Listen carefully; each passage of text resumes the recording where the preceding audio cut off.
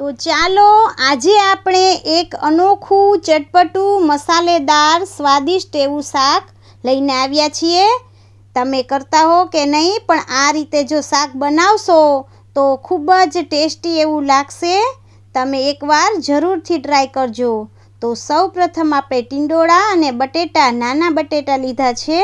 આ રીતના આને આપણે સ્વચ્છ પાણીથી ધોઈ અને કોરા કરી લેશું। ત્યારબાદ એને 2 ફાડા કરી લેવાના છે। આ રીતના આપણે કટકા કરવાના છે, જેથી કરીને આપણે આખા શાક જેવું લાગે અને આપણે ભરવાની કોઈ માથાકૂટ ન કરવી પડે અને આ લોટિયું શાક ખૂબ સ્વાદિષ્ટ લાગશે। આ રીતે બટેટાને પણ છાલ ઉતારી લઈશું અને આ રીતના કટકા કરી લઈશ। ત્યારબાદ આપણે એક કુકરમાં તેલ મૂકવાનું છે। સૌપ્રથમ આપણે તેલ મૂકી અને શાકનો વઘાર કરશું। આ 5 ચમચી એવી રાઈ નાખી છે મેં, 5 ચમચી એવું આખું જીરું નાખ્યું છે, 5 ચમચી એવું આખું જીરું નાખ્યું છે। ત્યારબાદ થોડી એવી હિંગ નાખશું આપણે।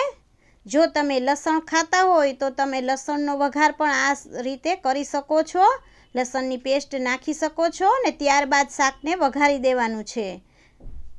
આ રીતે બધું શાક આપણે કુકરમાં નાખી અને વઘારી લેશું અને ચમચાની મદદથી સરસ રીતે હલાવીને મિક્સ કરી દેવાનું છે। આ શાક ખૂબ ટેસ્ટી એવું બનશે। આ રીતે બધું મિક્સ થઈ જવું જોઈએ અને 1 મિનિટ જેવું એને સતળાવા દેવાનું છે। ત્યારબાદ આપણે એમાં મસાલો કરશું। અડધી ચમચી એવું મીઠું, 5 ચમચી એવી હળદર, આ કશ્મીરી લાલ મરચું નાખ્યું છે અડધી ચમચી, ગરમ મસાલો 5 ચમચી જેવો નાખ્યો છે, 1 ચમચી ખાંડ નાખી છે અને ધાણા જીરું નાખ્યું છે 1 ચમચી।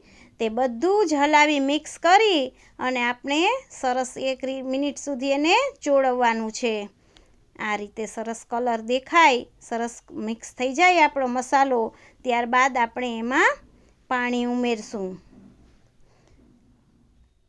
આ રીતે સરસ ચડી ગયા બાદ જ આપણે એમાં પાણી ઉમેરવાનું છે, જેથી કરીને આપણા મસાલાનો ટેસ્ટ બધો સરસ બેસી જાય। ત્યારબાદ 1 ગ્લાસ જેટલું પાણી મેં ઉમેર્યું હતું અને કુકરનું ઢાંકણ બંધ કરી દેવાનું છે હવે, અને સાઈડમાં એને આપણે ચડવા મૂકી દેશું।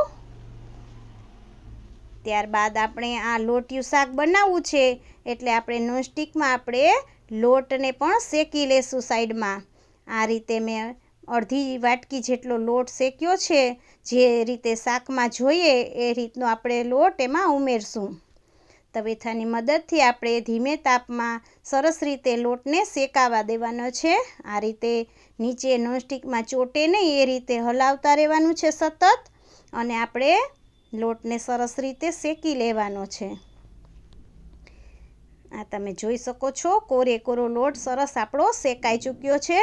ત્યારબાદ આપણે એને સાઈડમાં કાઢી લેશું અને અમે લસણ નથી નાખતા, જેથી કરીને મેં ટમેટાની પ્યુરી નાખી છે। તમારે લસણની પેસ્ટનો વઘાર કરવો હોય તો કરી શકો છો। આ લસણની પેસ્ટને બદલે ટમેટાની પ્યુરી કરી અને આપણે વઘાર કરશું। સૌપ્રથમ તેલ મૂકી અને જીરું અને હિંગથી વઘાર કરશું અને ત્યારબાદ થોડો એવો લીમડો ઉમેરશું।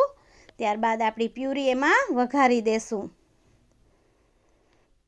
આ રીતે સરસ તેલ છૂટું પડવા લાગે છે એ રીતે આપણે પ્યુરીને ચોળવી લેવાની છે। તમે જોઈ શકો છો ખૂબ સરસ કલર આવશે આપણો શાકનો। આ રીતે સતત હલાવતા રહેવાનું છે અને પ્યુરીને એકદમ ચોળવી લેવાની છે, જેથી કરીને ટમેટાનો કાચો સ્વાદ એમાં રહે નહીં। આ રીતે એમાં પણ થોડો એવો મસાલો લોટના ભાગનો આપણે નાખશું, હળદર નાખશું, ચટણી નાખશું, થોડું એવું મીઠું નાખશું, લીંબુનો રસ નાખશું, ત્યારબાદ થોડી એવી ખાંડ ઉમેરશું। આ ગ્રેવીના માપમાં થોડો આપણે એટલો મસાલો નાખશું। ત્યારબાદ બધું મિક્સ થઈ જાય ત્યારબાદ આપણે જોઈ શકો છો તમે કેટલું સરસ તેલ છૂટું પડી ગયું। ત્યારબાદ આપણે થોડું એવું પાણી એમાં ઉમેરશું અને ત્યારબાદ ઉકળવા લાગે એટલે આપણે આપણું શાક જે હતું તે એમાં ઉમેરી દેશું। આ તમે જોઈ શકો છો શાક બધું આપણે એમાં નાખી દેશું અને સરસ એવું દેખાય છે આપણું શાક। આ જો 1 મિનિટ સુધી આપણું શાક ઉકળવા લાગે ત્યારબાદ આપણે એમાં લોટને મિક્સ કરવાનો છે। જે રીતે જરૂર મુજબનો લોટ આપણે એમાં મિક્સ કરશું. ચમચાની મદદથી આપણે હલાવીને સરસ મિક્સ કરી લેશું. ત્યારબાદ આપણે જરૂર મુજબનો લોટ એમાં ઉમેરશું. જો લોટ આપણે સરસ ઝડપથી ઉમેરી દેવાનો છે, નકર તમારે શાકમાં ગાંગડી પડશે. આ રીતે સરસ એકદમ હલાવવા માંડવાનું છે આને લોટને, જેથી કરીને ગાંઠા ગાંગડી પડે નહીં, અને સરસ મિક્સ કરી દેવાનું છે. આ શાક એકવાર તમે જરૂર ટ્રાય કરજો, ખૂબ જ ટેસ્ટી એવું લાગશે.